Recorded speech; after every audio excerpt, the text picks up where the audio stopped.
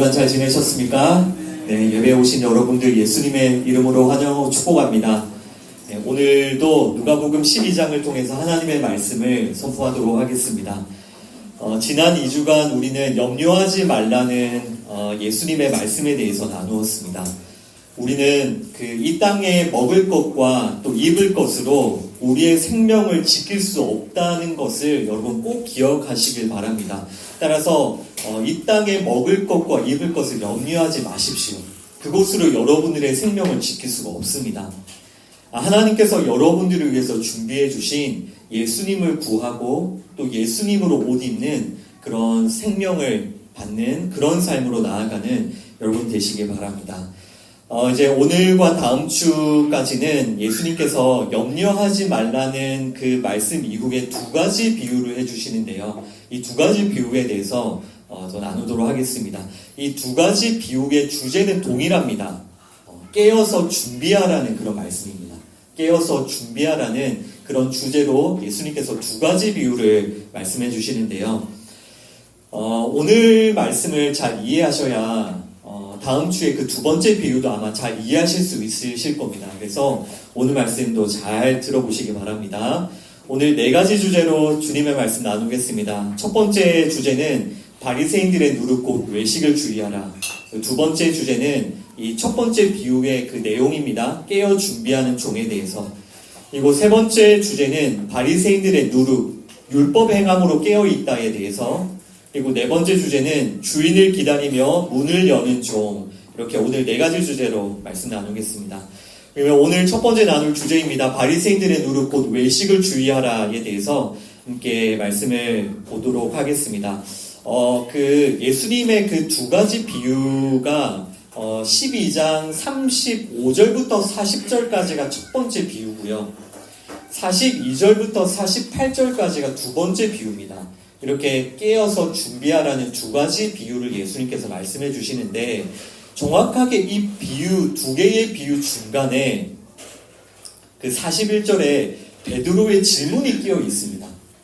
첫 번째 비유, 그리고 베드로의 질문, 그리고 두 번째 비유. 그래서 우리는 오늘 일단 먼저 이 베드로의 질문부터 좀 살펴보도록 하겠습니다. 누가복음 12장 41절을 먼저 읽겠습니다. Luke chapter 12, verse 41. 베드로가 여짜오되 주께서 이 비유를 우리에게 하심이니까 모든 사람에게 하심이니까 Peter asked, Lord, are you telling this parable to us or to everyone? 네, 저번에도 제가 한번 말씀드린 구절이죠.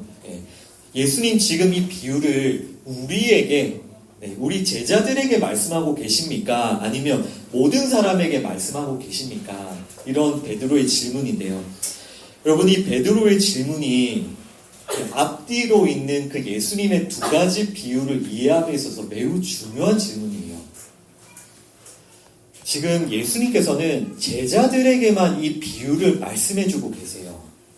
그러니까 수많은 무리들이 몰려와 있는데 무리들이 아니라 제자들에게만 이 두 가지 비유를 말씀해 주시거든요.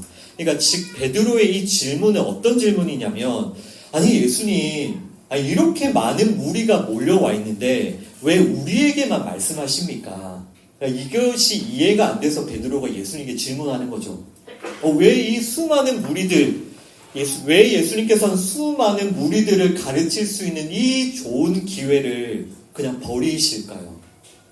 그 무리들에게 가르치시지 않고 소수의 제자들에게 이 두 가지의 비유를 말씀하실까요? 예수님의 말씀이 택함받은 소수의 제자들에게만 주어지는 겁니다. 그러니까 이것이 구원의 모습이라고 했죠. 구원의 그림이라고 말씀드렸죠. 구원이라는 것은 택함받은 소수의 제자에게만 은혜로 주어진다는 것을 예수님께서는 보여주고 계시는 거예요. 그러니까 우리가 받는 구원은 전적인 하나님의 은혜인 겁니다. 누가복음 그 12장의 첫 번째 구절을 기억하시죠? 누가복음 12장은 그 바리새인의 누룩을 주의하라는 예수님의 말씀으로부터 시작이 되었거든요. 그 1절을 다시 한번 좀 읽어보겠습니다. 누가복음 12장 1절입니다. Luke chapter 12 verse 1. 그동안에 무리 수만 명이 모여 서로 밟힐 만큼 되었더니 예수께서 먼저 제자들에게 말씀하여 이르시되 바리새인들의 누룩 곧 외식을 주의하라. 아멘. Meanwhile, when a crowd of many thousands has gathered, so that they were trampling on one another, Jesus began to speak first to his disciples, saying, Be on your guard against the yeast of the Pharisees, which is hypocrisy. 아멘. 예. 그러니까 1절부터 엄청나게 많은 무리들이 몰려들었는데요. 근데 예수님께서는 제자들에게만 말씀하세요. 뭐라고 말씀하시죠? 그 바리새인들의 누룩, 그 외식을 주의하라고. 우리가 12장에서 계속해서 살펴보았던 그 말씀이죠. 바리새인들의 누룩, 그 외식을 주의하라. 그러니까 지금 예수님께서는 그 바리새인들의 누룩으로부터 소수의 제자들을 건져내고 계시는 겁니다. 이 그림을 여러분 꼭 기억하십시오. 이 바리새인들의 누룩, 그리고 이 바리새인들의 누룩, 그 가르침을 따르는 수많은 무리들, 이 무리들에게서 예수님께서는 소수의 제자들을 건져내고 계시는, 지금 그 그림이 12장 내내 이어지고요. 오늘 우리가 나눌 한 가지 비유와 다음 주에 나눌 비유도 이 제자들에게만 예수님이 말씀하신다고요. 이 그림을 여러분 잘 이해하셔야 이 비유도 잘 해석하실 수가 있습니다. 그러니까 구원이라는 것은 무엇이냐면 이 바리새인들의 누룩으로부터 건짐받는 게 구원이에요. 바리새인의 그 가르침, 그 가르침을 따르는 수많은 무리들로부터 건짐받는 것, 그 죄로부터 건짐받는 것이 구원이라고요. 그래서 이 바리새인들의 누룩, 그 가르침이 죄라고 했죠. 이 죄에서 건짐받는 게 구원이다. 지금 예수님께서는 그 바리새인들의 누룩으로부터 소수의 제자들을 건져내고 계시는 겁니다. 따라서 이 구원은 제자들이 받은 이 구원은 오직 예수님의 은혜죠. 예수님이 여기서 건져내고 계시니까요. 뭐 제자들이 잘나서 뭐 제자들이 뭔가를 알아서 스스로 나오고 있는 것이 아니라 예수님이 건져내고 있단 말입니다. 은혜로. 여러분, 예수님께서는 우리들도, 여러분들도 바리새인들의 그 누룩으로부터, 그 죄로부터 여러분들을 건져내고 계심을 꼭 기억하십시오. 주님께서 여러분들을 거기서 계속 건져내고 계세요. 그러니까 여러분들, 우리가 건짐받아야 할 죄가 뭐라고요? 바리새인들의 누룩이라고요. 그것이 죄라고요. 그 죄로부터 건짐받아야 우리가 구원을 받을 수 있다고요. 근데 문제는 뭐냐면 우리는 은혜가 아니면 그 바리새인들의 누룩으로부터 건짐받을 수가 없습니다. 이게 무슨 뜻이냐면 그 은혜가 아니면요, 우리는 바리새인들의 누룩이 무엇인지를 모릅니다. 이것을 깨달을 수가 없어요. 이게 무슨 뜻이냐면요, 은혜가 아니면 우리는 죄가 무엇인지도 모른다는 겁니다. 지금 예수님께서 은혜로 제자들을 건져내고 계시죠, 죄로부터. 그러면 거꾸로 한번 생각해 보십시오. 은혜가 아니면 이 제자들은 자기들이 그 건짐받은, 무엇으로부터 건짐받았는가, 이 죄를 제자들도 알 수가 없는 겁니다. 은혜가 아니면. 여러분 중에도 아마 이렇게 생각하는 분들이 있으실 거예요.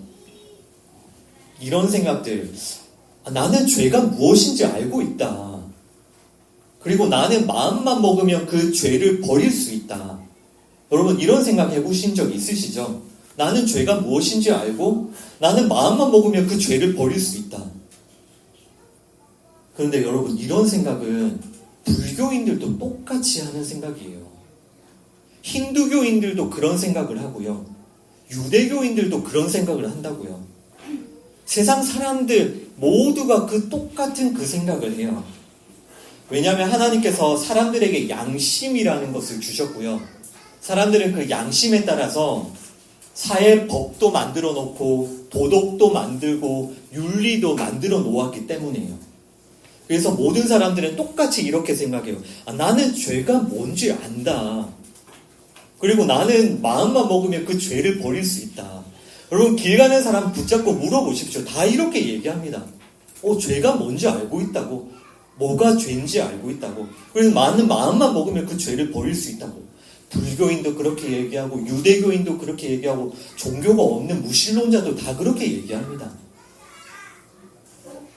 그런데 다시 한번 이 말씀을 보십시오. 사람은 하나님의 은혜가 아니면 바리새인들의 누룩이 뭔지 모른다고요. 그 죄가 무엇인지 절대로 알 수 없어요.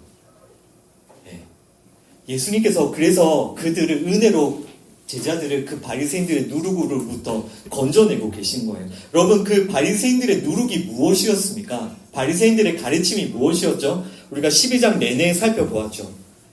나는 스스로 구원받을 수 있다는 것이 바리새인들의 누룩이죠. 나는 스스로 출애굽할 수 있다. 나는 스스로 죄와 죽음을 해결할 수 있다. 그리고 나는 스스로 율법을 지킬 수 있다. 나는 율법 행함으로 의롭다함을 얻을 수 있다. 이것이 바리새인들의 누룩, 바리새인들의 가르침이었잖아요. 그러니까 바리새인의 그 누룩, 그 죄가 무엇이냐면요. 사람의 능력과 가능성을 끝까지 주장하는 게 이 바리새인들의 누룩이에요. 이 죄가 뭐라고요? 사람의 능력과 가능성. 사람의 능력과 가능성을 끝까지 주장하는 게 이 바리새인들의 누룩이고 죄입니다. 무슨 능력, 무슨 가능성요? 구원받을 수 있는 능력, 죄를 버릴 수 있는 능력, 사망을 해결할 수 있는 능력, 이런 능력이 사람에게, 우리에게 그 능력이 있다. 이것이 바리새인들의 누룩인데 예수님께서는 지금 제자들을 거기로부터 건져내고 계시다. 그런 이 맥락이 12장의 맥락입니다. 여러분, 그런데 예수님이 오셔서 무엇을 하시냐면 이 바리새인들이 그렇게 주장하는 사람의 능력과 사람의 가능성을 부인해 버리세요. 예수님이. 너희는 절대로 스스로 죄를 해결할 수 없어. 너희는 절대로 죽음을 해결할 수 없어. 나를 믿어야 돼. 하나님의 은혜를 의지해야 돼. 이것이 예수님의 복음이었잖아요. 나를 믿어. 그 십자가를 믿어야 돼.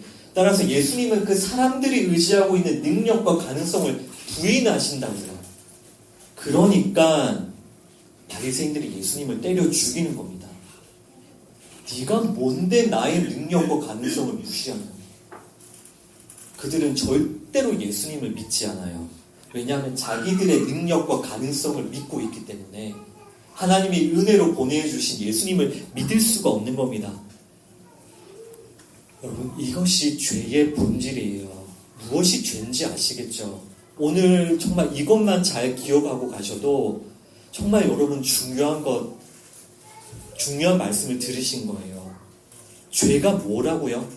사람의 능력과 가능성을 의지하고요. 예수님을 무시하고 조롱하고 거부하는 게 죄라고요. 이 사람의 능력과 가능성을 의지하는 자들은 결국 무엇을 한다고요? 절대로 예수님 믿지 않습니다. 이것이 죄라고요. 이게 본질적인 죄입니다. 스스로 하나님이 되고자 하는, 아담과 하와가 스스로 하나님이 되고자 하나님께 불순종의 범죄를 저질렀잖아요. 그 불순종이 어떻게 이어져요? 우리의 능력으로 우리가 스스로 하나님 될 수 있다. 이것이 너무너무 무서운 사람의 죄입니다. 이 죄를 깨닫지 못하고 회개하지 않으면 절대로 예수님 믿을 수 없습니다.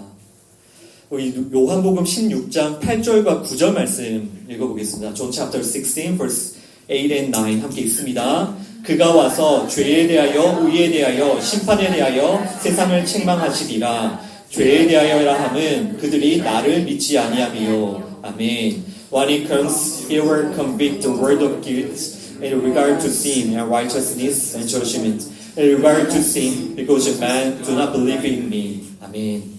지금 8절에 그가 와서라고 할 때 그분은 성령님이십니다. 성령님이 오셔서 죄와 의와 심판에 대하여서 가르쳐 주시고 책망해 주시는데요. 성령님이 오셔서 책망하시는 죄가 무엇입니까? 9절에 보시면 그들이 나를 믿지 않는 것, 예수님을 믿지 않는 게 죄라고요. 근데 성령님이 오셔서 성령님이 깨닫게 해주시기 전에는 사람들은 절대로 그게 죄인 줄 몰라요. 이 바리새인들의 누룩이 죄인지를 모른다고요, 사람들은. 근데 우리에게, 여러분들에게 성령님이 오셨기 때문에 이 바리새인들의 누룩이 무엇인지를 알고 우리의 죄가 무엇인지를 우리가 점점점 알아가는 겁니다. 그리고 그 죄에서 건져주시는 하나님의 은혜가 얼마나 놀랍고 감사한지를 우리가 알아가게 되는 거예요. 예수님을 믿지 않는 게 본질적인 죄라고요. 이 죄를 여러분들 날마다 회개하고 또 회개하고 이 죄를 날마다 깨달을 수 있도록 은혜를 구하고 또 구해야 되는 겁니다. 그것이 신앙생활이에요.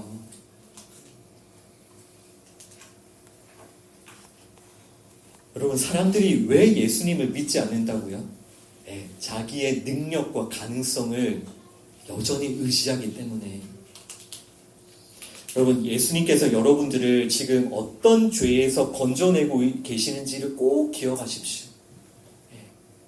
여러분들 안에 그 스스로의 능력과 가능성을 의지하던 모든 교만이 다 무너져 내려야 돼요.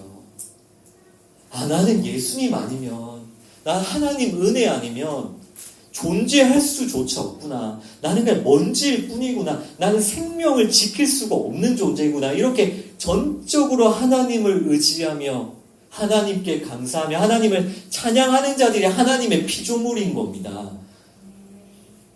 그런데 이 죄를 깨닫지 못하면 사람들이 끝까지 자기의 능력과 가능성만을 의지하다가 지옥으로 가는 겁니다.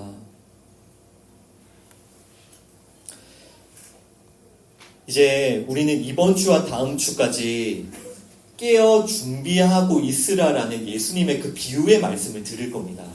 깨어 있으라, 깨어서 준비하라라는 그 예수님의 그 두 가지의 그 비유를 듣게 될 텐데, 여러분 이 말씀도 아마 많이 들어보셨을 겁니다. 깨어 있으라, 깨어 있으라. 근데 아마 여러분 중 대다수는 아마 오늘 그 말씀을 듣기도 전에 이미 다 알고 있다고 생각하고 계실 거예요. 나는 깨어 있는 게 뭔지 알고 있다.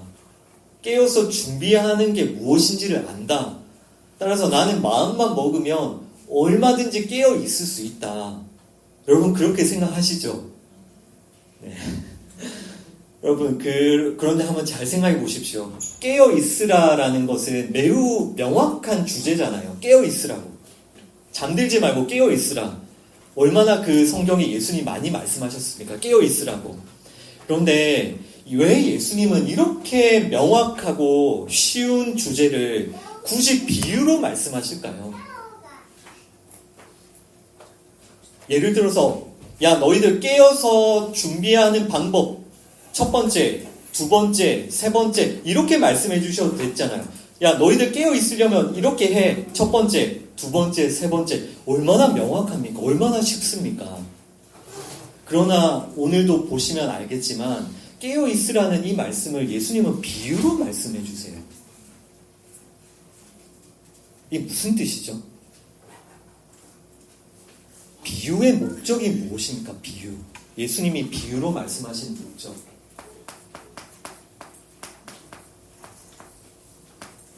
비유로 말씀하시는 목적은 누군가에게는 감추고요.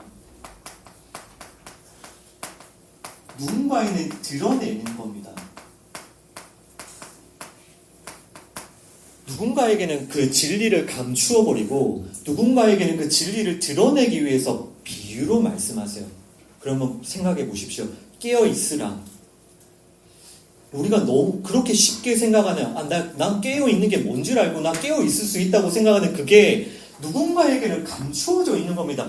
누군가는 깨어 있는 게 뭔지조차 몰라요. 그러나 누군가에게는 이게 드러나는 거예요. 이게 깨어 있는 거구나. 이렇게 해야 깨어 있을 수 있구나.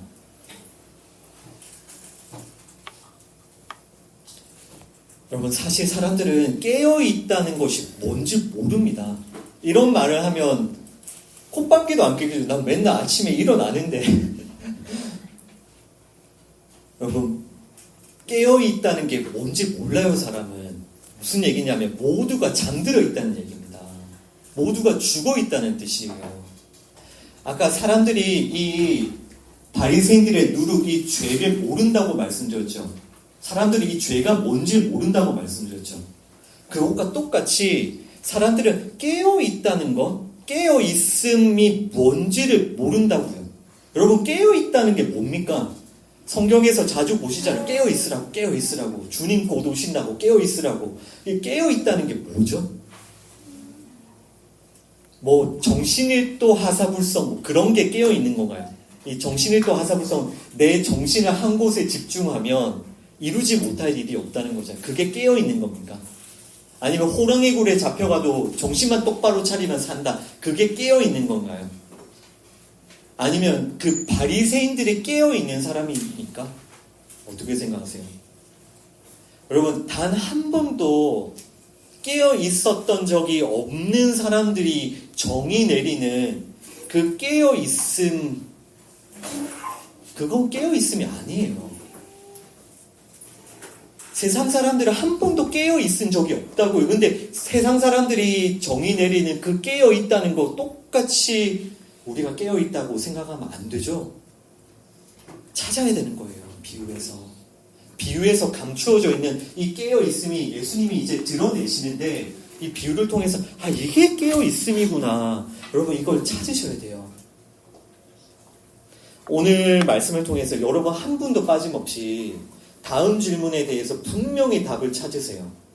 바리새인들은 왜 깨어있을 수 없는 사람들입니까? 이 질문에 대한 답을 찾으시고요. 깨어있음이 무엇인지에 대한 답도 찾으시고요. 어떻게 하면 깨어서 준비할 수 있는지도 찾으십시오. 네, 아시겠죠? 바리새인들은 왜 깨어있을 수 없는 사람들인지, 그리고 깨어있음이 뭔지, 우리는 어떻게 하면 깨어있을 수 있는지를 오늘 예수님의 그 비유를 통해서 여러분 잘 찾아보시기 바랍니다. 그러면 이제 비유로 들어가 보겠습니다. 오늘 말씀드린 대로 두 가지 비유 중에 첫 번째 비유입니다. 이제 두 번째 주제로 넘어가서 누가복음 12장 35절과 36절 말씀을 함께 읽겠습니다. Luke chapter 12 verses 35 and 36. 허리에 띠를 띠고 등불을 켜고 서 있으라. 너희는 마치 그 주인이 혼인집에서 돌아와 문을 두드리면 곧 열어주려고 기다리는 사람과 같이 되라. 아멘. Be dressed ready for service and keep your lamps burning, like a man waiting for their master to return from the wedding banquet, so that when he comes and knocks, they can immediately open the door for him. 아멘. 예, 일단 오늘 그 첫 번째 비유의 내용을 쭉 살펴볼 텐데, 먼저 35절 보시면 허리에 띠를 매는 것은 항상 일할 수 있는 자세를 준비하라는 거예요. 띠를 띄어야 일할 수 있거든요. 종들이. 그러니까 허리에 띠를 띠고 등불을 켜고 서 있으라라는 말씀은 낮에도 그리고 밤에도 항상 일할 준비를 하라는 뜻입니다. 그러면 그 종은 항상 그 허리에 띠를 띠고 램프를 켜서 무슨 일을 할 준비를 해야 됩니까? 무슨 일을 해야 되죠? 종이? 네, 36절에 보시면 주인이 혼인집에서 돌아올 건데 그 주인이 돌아와서 문을 막 두드리면 곧 열어주려고 기다리라고 합니다. 그것이 종이 해야 될 일이라고 해요. 낮에도 밤에도 무슨 일을 해야 된다고요? 주인이 언제 올지 모르니까 주인이 와서 문 두드리면 조금도 지체하지 말고 문을 열 수 있도록 기다리라, 서 있으라. 이것이 종이 해야 되는 일이죠. 그러니까 종은 뭘 해야 되죠? 종은 주인을 기다려야 돼요. 이것이 종이 낮에도 밤에도 계속해서 해야 되는 일이에요. 주인을 기다리는 것. 당시에 그 혼인잔치라는 것은 막 길게는 몇 주 이상도 이어질 때가 있었거든요. 그러니까 주인이 언제 올지 모릅니다. 아무도 몰라요. 뭐 당시에 뭐 핸드폰이 어디 있었겠습니까? 뭐 온다고 뭐 하지 않잖아요, 주인은.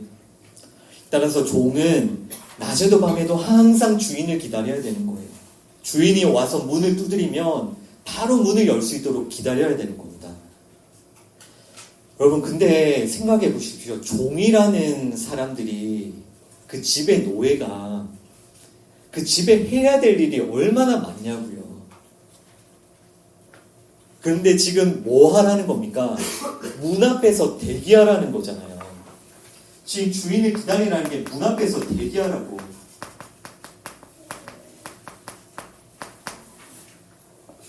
군대 갔다 오신 분들 5분 대기조 아시잖아요. 바로 뛰어나가는 거. 무조건 5분 대기. 네, 바로 대기를 하라고. 그러면 종이 당시에 할 일이 너무 많은데, 해야 될 일이 너무 많은데, 다른 일들은 신경 쓰지 말고 오직 주인에게만 집중하라는 뜻이죠. 그 주인을 기다리고 주인이 왔을 때 문을 열어주는 게 너무너무 중요하기 때문에 다른 일들 지금 신경 쓰지 마. 다른 일도 중요한 게 아니. 주인에게만 집중해.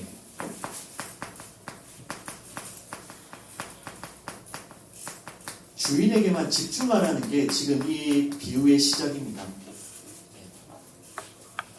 자, 계속해서 읽어보겠습니다. 37절과 38절입니다. verses 37 and 38 함께 있습니다. 주인이 와서 깨어있는 것을 보면 그 종들은 복이 있으리로다. 내가 진실로 너희에 이르노니 주인이 띠를 띠고 그 종들을 자리에 앉히고 나와 수종 들리라. 주인이 혹 2경이나 혹 3경에 이르렀어도 종들이 그같이 하고 있는 것을 보면 그 종들은 복이 있으리로다. 아멘. A word be good for it. Those servants whose master finds them, watching them he comes. I'll tell you the truth, that we're dressing himself to serve. We'll have them recline at the table, and we'll come and wait on them.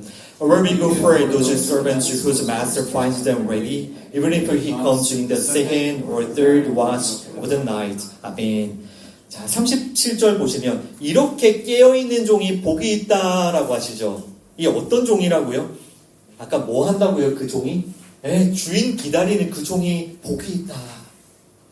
주인을 위해서 문을 바로 열어주는 종이 복이 있다. 그 종이 깨어있다라고 이렇게 말씀하시죠. 그리고 이런 종이 얼마나 복이 있는지 한번 보시면요. 37절 하반부에 보세요. 오히려 그 주인이 그 띠를 띠고요. 그 종들을 자리에 앉히고요. 수종을 들어요. 무슨 뜻이냐면 그 주인이 그 깨어있는 종 있잖아요. 아까 그 주인을 기다리는 그 종을 대접하고 섬겨요. 주인이 오히려 그 종을 섬겨줍니다. 그만큼 이 종이 복되다는 건데요. 이런 주인의 그 모습에 대해서는 제가 이따가 다시 한 번 더 좀 설명을 해드리고요. 자, 38절 보시면 밤이 늦더라도 깨어서 주인을 기다리는 종이 진짜 복이 있다. 주인을 기다리는 종이 복이 있다. 계속 이렇게 말씀하시죠. 당시는 그 로마식으로 밤을 4등분으로 나눴어요. 4경으로. 그래서 저녁 6시부터 밤 9시까지가 1경, 9시부터 밤 12시까지가 2경, 밤 12시부터 새벽 3시까지가 3경, 새벽 3시부터 새벽 6시까지가 4경. 4등분.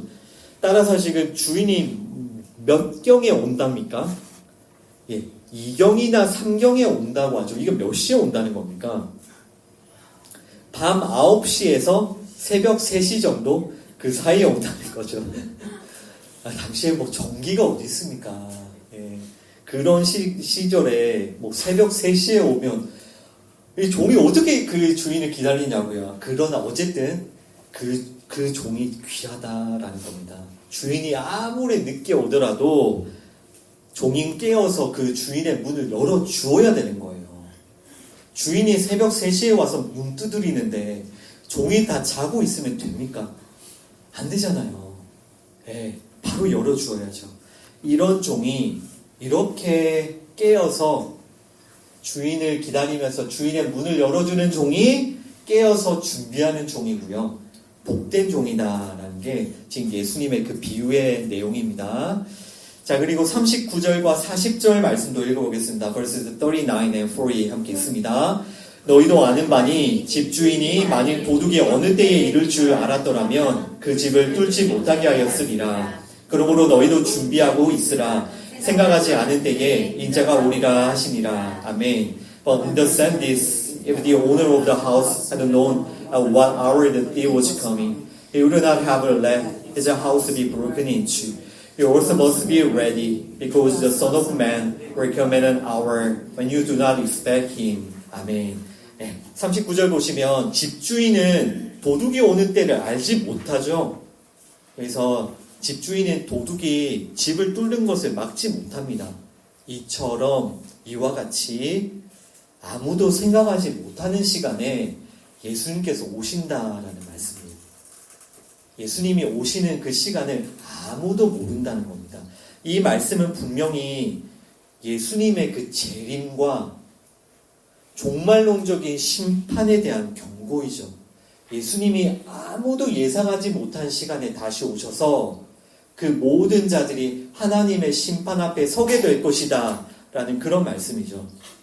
따라서 이 종은, 깨어있는 종은 예수님의 재림과 또 종말론적인 심판은 항상 준비하고 있어야 돼요. 자, 여기까지가 이 첫 번째 비유의 내용입니다. 우리 지금까지 쭉 우리 비유의 내용을 살펴보았는데 내용은 다 이해하셨죠? 자, 그러면 이제 세 번째 주제로 좀 넘어가 보겠습니다. 우리가 오늘 나눌 세 번째 주제는 이 바리새인들의 누룩에 대해서 다시 좀 볼 텐데요. 이 바리새인들의 누룩이 무엇이냐면 율법 행함으로 내가 깨어 있겠다라는 게 이 바리새인들의 누룩이에요.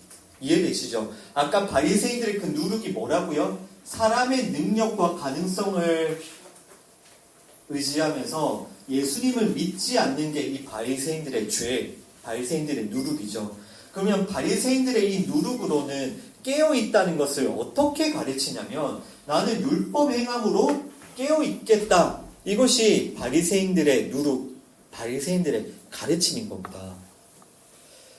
여러분, 우리가 두 번째 주제에서 이 비유의 내용을 이제 쭉 읽어봤습니다. 이 비유의 내용을 쭉 읽어본 다음에 사람들이 일반적으로 어떻게 반응합니까?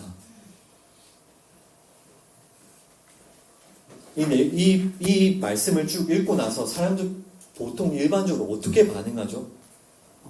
깨어 준비하자. 허리에 띠를 띠고 등불을 켜고 서 있자. 주인이 밤에 오든 새벽에 오든 우리는 깨어 있어야 한다. 깨어 있자. 깨어 있기 위해서는 첫째, 허리에 띠를 띠자. 둘째, 등불을 켜자. 셋째, 서 있자. 허리에 띠를 띠기 위해서는 이런 것들을 해야 되고, 등불을 켜기 위해서는 이런 것들을 해야 되고, 서 있기 위해서는 이런 것들을 해야 된다. 이것이 일반적인 반응이죠. 일반적인 해석이, 일반적인 설교인 것 같아요.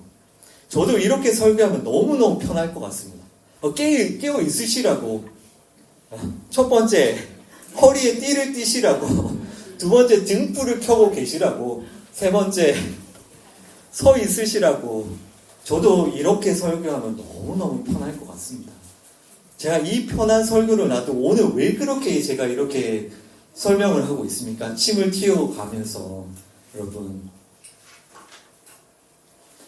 이런 해석과 이런 설교가 너무나도 쉽게 바리새인들의 누룩이 되어버려요. 깨어 있어라고, 깨어 있을 수 있다라고. 그런 해석과 그런 말씀을 들으면 당연히 우리는 어떻게 반응하게 됩니까? 나는 그럼 깨어 있기 위해서 내가 율법을 행해야 되겠구나. 나는 깨어 있기 위해서 율법을 행할 수 있구나. 이것이 너무나도 자연스럽게 일어나는 우리의 반응이에요. 우리가 여기서 건진 받았기 때문에 여기가 너무나도 편한 겁니다. 너무나도 자연스러워요. 무엇이 자연스럽다고요? 여러분들의 그 능력과 가능성을 인정하고 그것을 동기부여하는 게 너무너무 편하고 너무너무 익숙한 겁니다. 그래서 오늘 비유에서 감추어져 있는 깨어있다는 게 진짜 무엇인지를 잘 보셔야 된다고요.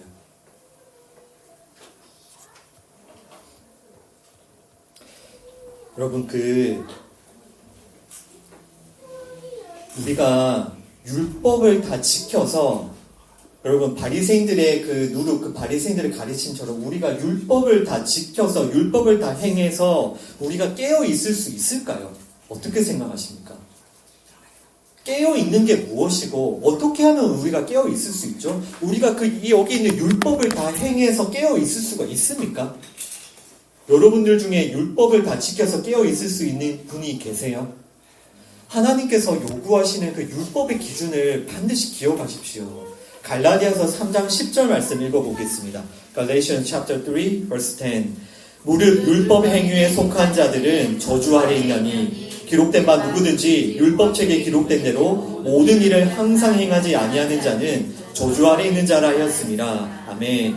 Or who rely on observing the law are under a curse, for it is written, Cursed is everyone who does not continue to do everything written in the book of the law. 아멘.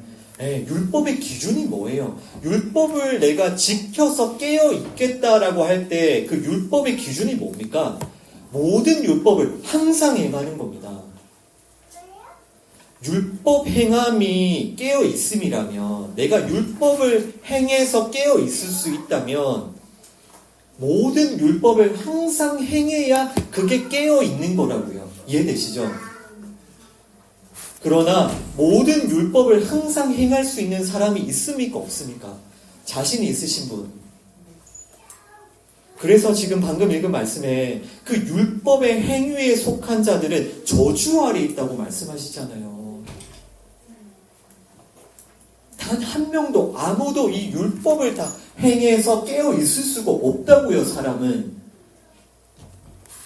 그런데 바리새인들의 누룩, 이 율법을 행해서 내가 깨어 있겠다라고 그렇게 가르치는 그 바리새인들의 누룩, 그 가르침을 따르는 자들은 따라서 저주 아래 있는 자들입니다. 은혜를 모르는 자들이에요. 율법 행함으로 항상 깨어 있을 수 있는 사람은 없기 때문에요. 예수님께서 십계명을 예시로 드시면서 그 율법 행위에 속한 자들을 경고하는 말씀을 우리 몇 구절만 좀 읽어볼 텐데요. 먼저 십계명의 제 6계명이 살인하지 말라는 계명인데 그 말씀을 통해서 예수님께서 주시는 경고를 한번 우리가 들어보겠습니다. 마태복음 5장 21절과 22절 말씀, Matthew chapter 5 verses 21 and 22 이렇게 있습니다. 옛사람에게 말한 바 살인하지 말라, 누구든지 살인하면 심판을 받게 되리라 하였다는 것을 너희가 들었으나 나는 너희에게 이르노니 형제에게 노하는 자마다 심판을 받게 되고 형제를 대하여 나가라 하는 자는 공회에 잡혀가게 되고 미련한 놈이라 하는 자는 지옥불에 들어가게 되리라. 아멘. You have heard that it was said to the people long ago, do not murder, and anyone who murders will be subject to judgment. But I tell you that anyone who is angry with his brother will be subject to judgment. Again, anyone who says to his brother, Raka, is answerable in the Sanhedrin. But anyone who says, you fool, will be in danger of a fire of hell. 아멘. 이것이 10계명의 제 6계명에 대한 예수님의 설명이거든요. 여러분, 지난주에 여러분은 이 6계명 잘 지키셨습니까? 살인하지 말라는 이 6계명 잘 지키셨어요? 단 한 번도, 단 한순간도 형제에 대해서 노하지 않으셨습니까? 형제에 대해서 단 한 번도 욕한 적이 없고 형제에 대해서 단 한 번도 미련한 놈이라고 비난한 적 없습니까?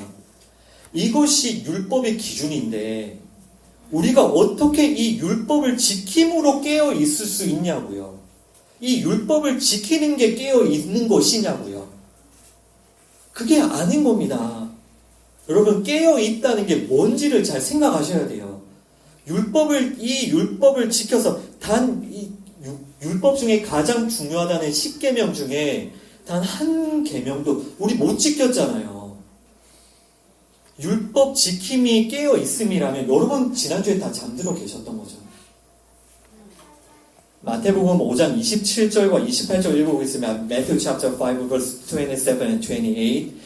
또 가늠하지 말라 하였다는 것을 너희가 들었으나 나는 너희에게 이르노니 음욕을 품고 여자를 보는 자마다 마음에 이미 가늠하였느니라. 아멘. You have heard that it was said, do not commit adultery. But I tell you that anyone who looks at a woman lustfully has already committed adultery with her in his heart. 아멘.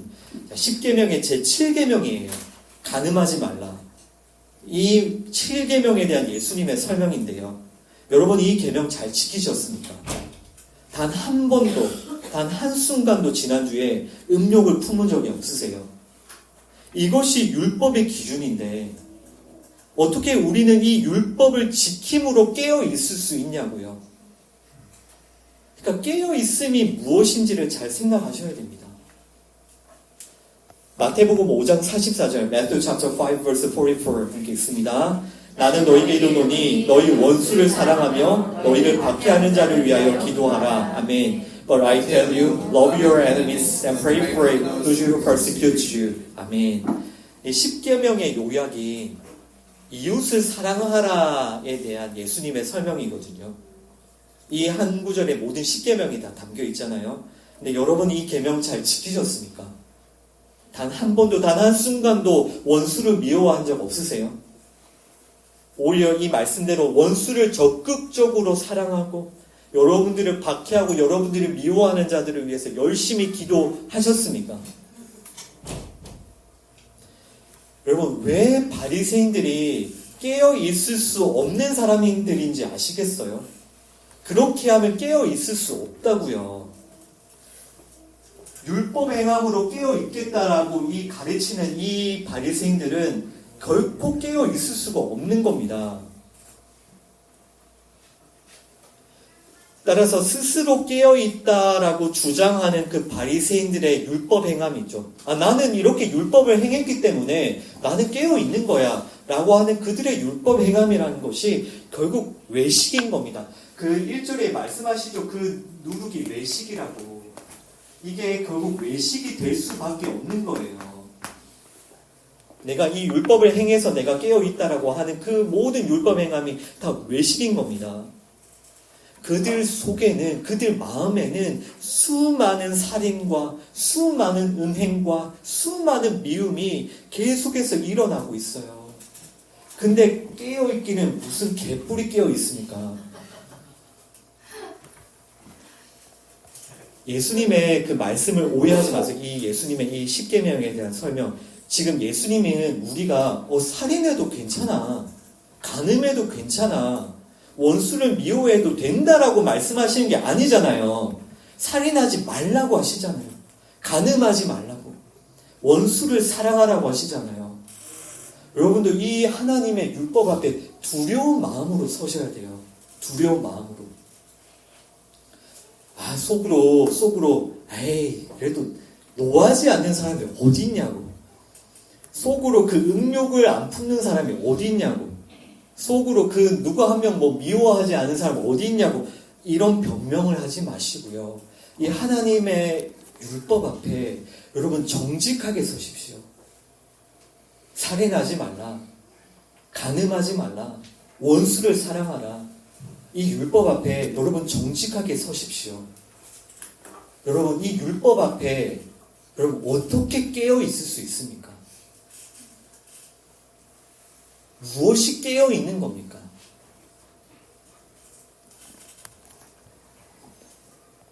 이제 네 번째 주제로 넘어가겠습니다. 네 번째 주제는 주인을 기다리며 문을 여는 종에 대해서 우리가 나누겠습니다. 다시 이제 비유에 대한 내용으로 돌아와서요. 아까 예수님께서 어떤 종이 깨어서 준비하는 종이라고 말씀하셨는지 기억나시죠? 어떤 종이 깨어 있다고 했죠? 주인을 기다리는 종, 그 문 앞에서 대기하고 있는 종, 주인에게만 집중하는 종이, 이 종이 깨어 있다라고 아까 예수님께서 그 비유에서 말씀을 하셨잖아요. 우리가 그 비유의 36절을 다시 한번 읽어보겠습니다. Chapter 12, verse 36. 너희는 마치 그 주인이 혼인집에서 돌아와 문을 두드리면 곧 열어주려고 기다리는 사람과 같이 되라. 아멘. Like a man waiting for their master to return from the wedding banquet, so that when he comes and knocks, they can immediately open the door for him. 아멘. 네. 깨어 준비하는 종은 어떤 종이라고요? 주인을 기다리면서 문을 여는 종이라고요. 이 주인을 기다리며 문을 여는 종이 깨어있는 종입니다. 이것이 깨어있음이죠. 이것이 깨어있는 상태죠. 이게 깨어있는 거예요. 바리새인들의 그 가르침대로 자기들은 겉으로 외식으로 율법을 행한 그 상태가 깨어있는 상태가 아니라 이 종의 상태가 깨어있음의 상태라고요. 무슨 상태입니까? 깨어있는 종은 뭐합니까? 주인만 기다리는 거예요. 주인만.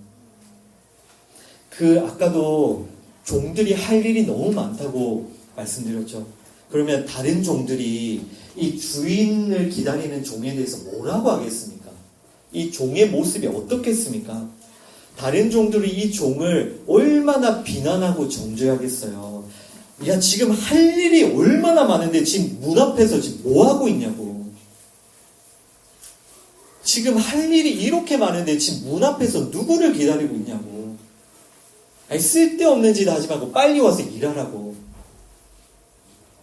이와 같이 다른 종들은 그 주인을 기다리는 그 종을 어떻게 생각해요? 바보라고 합니다. 바보같이 보여요. 그 주인 기다리고 있는 그 종은 진짜 바보같이 보인다고요. 절대로 이해 못해요. 다른 종들은 열심히 일하고 있는 종들은 그 종을 이해를 못합니다. 그리고 지금 주인이 언제 올지 모르는데 밤 늦게까지 그 등불을 켜고 주인을 기다리는 종은 결국 그 다음날 어떻게 되겠습니까? 꾸벅꾸벅 졸 수밖에 없죠. 어떻게 밤 늦게까지 그렇게 주인을 기다리는 종이 다음날에 그 생생한 그런 사람이 어디 있습니까? 졸고. 그러나 이 종은 어떻게든 주인만 기다리는 거예요. 그러면 이 종은 왜 주인을 그렇게 기다릴까요? 왜 주인만 그토록 기다릴까요? 네, 우리 아까 읽었던 37절을 다시 읽어보겠습니다. Chapter 12, verse 37. 주인이 와서 깨어있는 것을 보면 그 종들은 복이 있으리로다. 내가 진실로 너희에 이르노니 주인이 띠를 띠고 그 종들을 자리에 앉히고 나와 수종들이라. 아멘. A word be good for those servants whose master finds them, watching them he comes. I tell the truth, whoever dresses himself to serve, will have them required at the table, will come and wait on them. 아멘. 깨어 준비하는 종, 그 주인을 기다리는 종은 뭘 가지고 있냐면요. 믿음을 가지고 있어요. 믿음을 가지고 있는데 무슨 믿음을 가지고 있냐면요. 그 주인이 와서 뭘 해준다고 합니까? 주인이 와서 그 종을 대접해 준다고 하죠. 지금 이 주인을 기다리는 종은 어떤 믿음을 가지고 있냐면 주인이 자신을 대접할 것에 대한 믿음을 가지고 있어요. 그 믿음이 있어요. 그 믿음이. 여러분, 근데 이 믿음을 가지는 거, 어쨌든 주인이 오면 나를 대접해 줄 거야. 내가 주인 기다렸으니까. 근데 여러분, 이런 믿음을 가지는 게 기적이라는 거 아세요? 왜냐하면 한번 생각해 보세요. 지금 이 종이, 주인을 기다리는 이 깨어있는 종이 100% 깨어있을 수 있었습니까? 100% 깨어있을 수 있는 사람은 아무도 없다고 했잖아요. 다 졸 수밖에 없고요. 잠들 수밖에 없어요. 여러분, 우리는 어떤 존재냐면요. 졸 수밖에 없고요. 잠들 수밖에 없는 연약한 존재예요. 그리고 한편으로는 율법을 다 행해서 의롭게 될 수도 없어요. 이렇게 연약하고 부족한 게 우리들이에요. 지금 이 종도 마찬가지라고요. 이 종은 항상 깨어있을 수 없다는 것을 자기가 알고 있어요. 그러니까 자기의 부족함과 연약함을 알고 있다고요. 그러나 이 종은 무엇을 가지고 있다고요? 믿음을 가지고 있어요. 자기는 이렇게 부족하고 연약하지만 믿음을 가지고 있어요. 주인이 와서 자신을 대접해 줄 거라는 그 약속을 믿고 있어요. 주인이 언젠가 올 텐데 그 주인이 오면 그 주인이 나를 대접해 줄 거야. 그 약속을 믿고 있어요. 그러니까 이 종이라는 사람은 지금 자신의 그 근거가 오실 그 주인에 대한 믿음인 거지 자기의 깨어있음이 아닌 겁니다. 내가 뭐 깨어있고 내가 뭐 율법을 행하고 뭐 그것을 근거로 하는 게 아니라 지극히 이 주인을 기다리는 종은 그냥 그 주인을 믿는 거예요. 그 주인을 신뢰하는 거예요. 깨어 있을 수 있다는, 나는 깨어 있을 수 있어, 나는 율법 지킬 수 있다는 그 자신의 능력과 가능성을 의지하지 않는다고요. 그게 다 무너져 내렸어요. 이 사람은. 이 종은 율법을 다 지켜서 내가 깨어 있을 수 있다고 주장할 수가 없는 사람이에요. 그냥 단지 나 이렇게 부족하고 연약하지만 주인이 오면 날 대접해 줄 거야. 나 이렇게 부족하지만 주인이 오면 날 만나 줄 거야. 날 섬겨 주실 거야. 이 믿음이 있다고요. 이 믿음이. 주인이 와서 이 종을 어떻게 대접해 줍니까? 아까 그 37절 그 뒤쪽에 보면 주인이 어떻게 대접해 주? 주인이 띠를 띠죠. 그리고 주인이 수종을 들죠. 주인이 종이 되죠. 그러니까 이 주인이 자신을 대접한다는 이 믿음은 뭐냐면 주인이 종이 된다라는 믿음이에요. 주인이 오히려 종이 되셔서 날 섬겨줄 거야. 그러면 여러분, 종이 되신 주인이 종으로 오셔서 나를 섬겨주시는 분, 이 주인이 누구십니까? 예수님이시죠. 종으로 이 땅에 오셔서 우리를 섬겨주신 분, 이 예수님인 거예요. 따라서 이 종이, 깨어있는 종의 믿음이라는 것은 예수님이 종의 모습으로 오셔서 나를 섬겨주실 거야 하는 그 믿음 하나 붙들고 있는 겁니다. 다른 거 붙들 거 아무것도 없어요. 자기는 깨어있지도 못하고요. 자기는 율법 지키지도 못해요. 이 모든 자기의 가능성과 그 자기의 능력, 그 바리새인들이 그렇게 붙들고 믿는다는 이거 다 부인되고 이거 다 무너지고 이 주인을 기다리는 이 종은 뭐 하나 붙들고 있다고요? 예수님이 종으로 오셔서 나를 섬겨주실 거라는 그 믿음 하나 붙들고 있다고요. 그 사람이 깨어있는 사람입니다. 마태복음 5장 29절과 30절 말씀 읽어보겠습니다. Matthew chapter 5 verse 29 and 30 함께 읽습니다. 만일 네 오른 눈이 너를 실족하게 하거든 빼어버리라. 내 백체 중 하나가 없어지고 온몸이 지옥에 던져지지 않는 것이 유익하며 또한 만일 내 오른손이 너를 실족하게 하거든 찍어내버리라. 내 백체 중 하나가 없어지고 온몸이 지옥에 던져지지 않는 것이 유익하니라. 아멘. For your right eye causes you to sin, gouge it out and throw it away. It is better for you to lose one part of your body than for your whole body to be thrown into hell. And if your right hand causes you to sin, cut it off and throw it away. It is better for you to lose one part of your body than for your whole body to go into hell. 아멘. 여러분이 만약에 그 바리새인들의 바리새인들의 그 가르침을 따라서 율법 행함으로 깨어 있겠다라고 주장한다면 여러분들 어떻게 하셔야 돼요? 두 눈 빼셔야 됩니다. 양팔 다 자르셔야 돼요. 팔만 잘라야 됩니까? 다리 다 자르셔야 된다고요. 그렇게 하셔도 깨어 있을 수 있을지 없을지 저 잘 모르겠습니다. 여러분, 율법 행함으로 깨어 있겠다라고 한다면 우리는 교회 올 때마다 도끼 하나씩 가지고 오십시오. 하나씩 찍어내버려야 되는 거예요. 그렇게 하나씩 다 찍어내버리면 됩니까? 지금 예수님께서는 뭘 설명하고 계시냐면 십자가를 설명하고 계시다고요. 십자가를. 우리는 이렇게 원래 우리는 눈이 뽑히고 팔다리가 잘려서 지옥에 던져져야 할 죄인이에요. 우리가.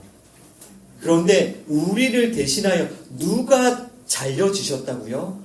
누가 끊어지셨다고요? 누가 버림당하셨다고요? 우리를 대신해서 예수님께서 십자가에서 찍힘을 당하시고 버려짐을 당하셨어요. 지금 이 29절과 30절의 말씀은 너희들이 교회에 올 때에 도끼 들고 와서 너희 팔을 자르라는 말씀이 아니라 너희를 대신하여 십자가에서 팔다리가 잘리시고 그 죽음에 버려지신 그 예수 그리스도를 믿으라는 말씀입니다. 예수님께서 우리를 대신하여 죽음에 던져지셨다고요. 그것을 믿으라는 말씀이에요.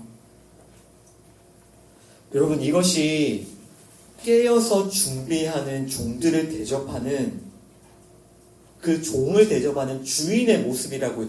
예수님의 모습이라고요. 여러분들을 섬기는 예수님의 모습이라고요. 깨어있음이 무엇인지 아시겠어요? 뭐가 깨어있는 거? 깨어있다는 거? 나는 깨어있을 수 없는데 깨어있을 수 없는 나를 위해 그 십자가를 지신 예수님을 믿는 것이 깨어있음이에요. 나의 그 모든 능력과 가능성이 다 부인되고 나 안 되는구나. 나는 나 스스로 죄를 해결할 수 없구나. 나는 그 율법을 다 지켜서 해보려고 했는데 안 되는구나. 내 능력과 가능성을 다 부인하고 오직 그 주인, 그 예수님만 믿고 의지하는 것이 깨어 있음이라고요. 그래서 이렇게 깨어서 준비하는 사람들은 어떤 사람들입니까? 나는 깨어 있을 수 없다는 것을 인정하는 사람이에요. 그러니까 이게 말이 좀 그렇지만, 그 깨어 있다는 게 여기 적겠습니다. 깨어 있음이 뭔지 아시겠죠? 나는 깨어 있을 수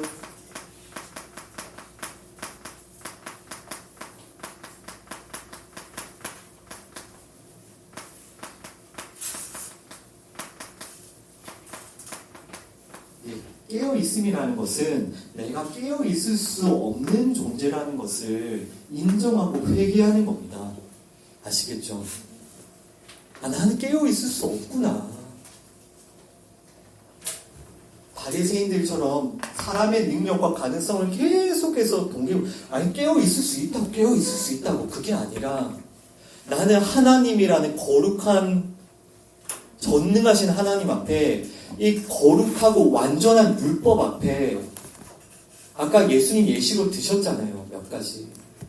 나는 깨어있을 수가 없구나.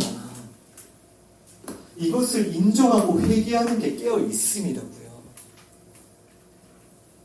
따라서 나는 깨어있을 수 없으니까 누구의 도움만 구해야 돼요? 나를 위해서 오시는 그 주인, 그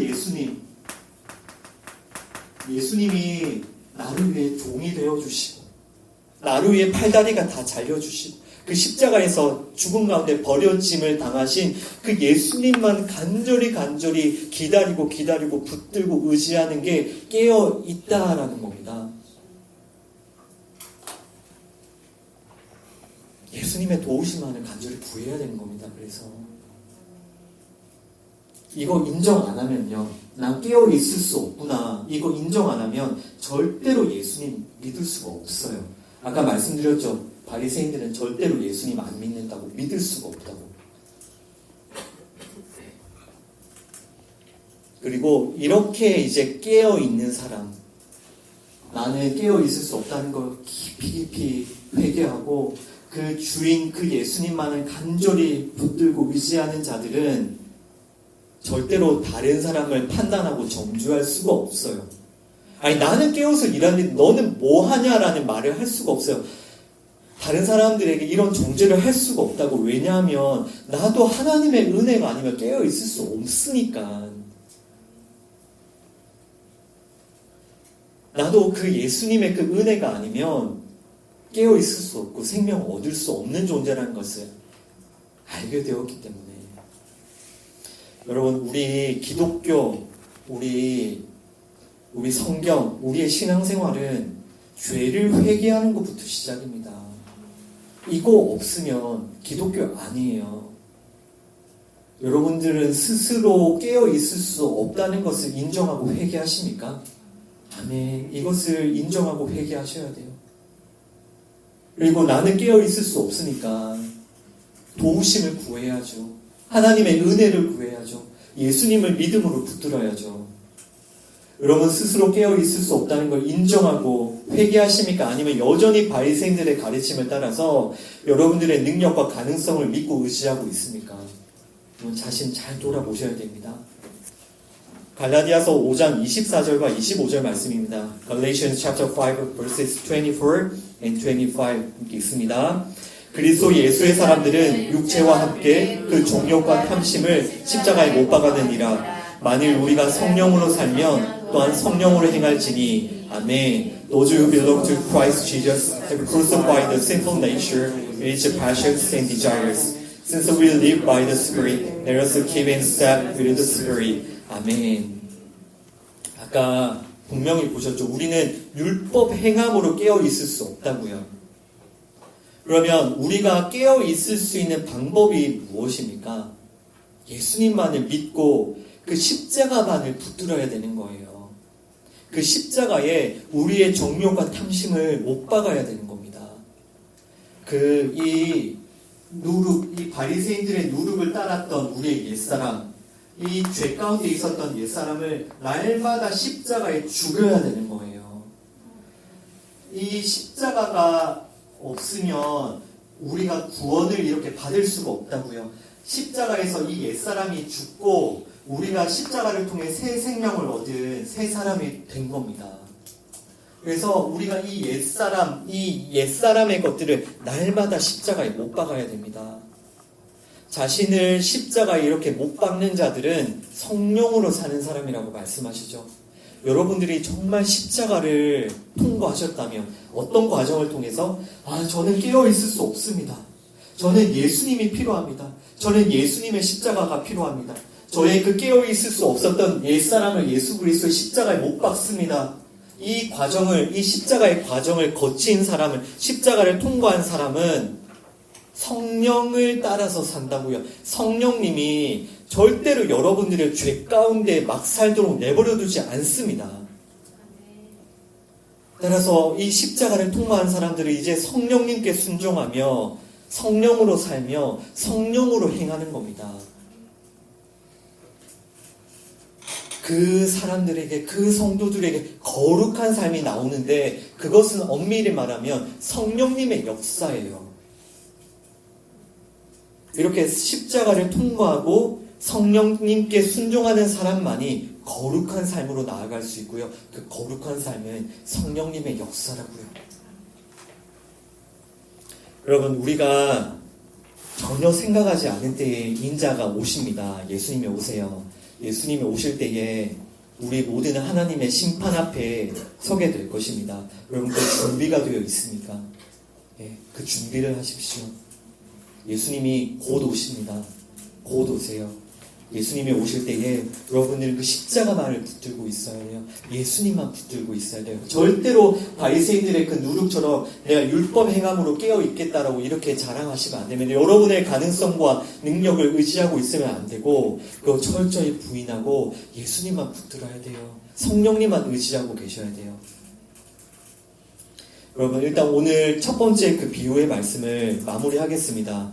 여러분, 우리는 스스로 깨어 있을 수 없는 존재라는 것을 꼭 인정하고 회개하시고요. 그래서 십자가만 의지하십시오. 그리고 그 십자가에 날마다 여러분들의 옛사람을 못 박고 죽이시고요.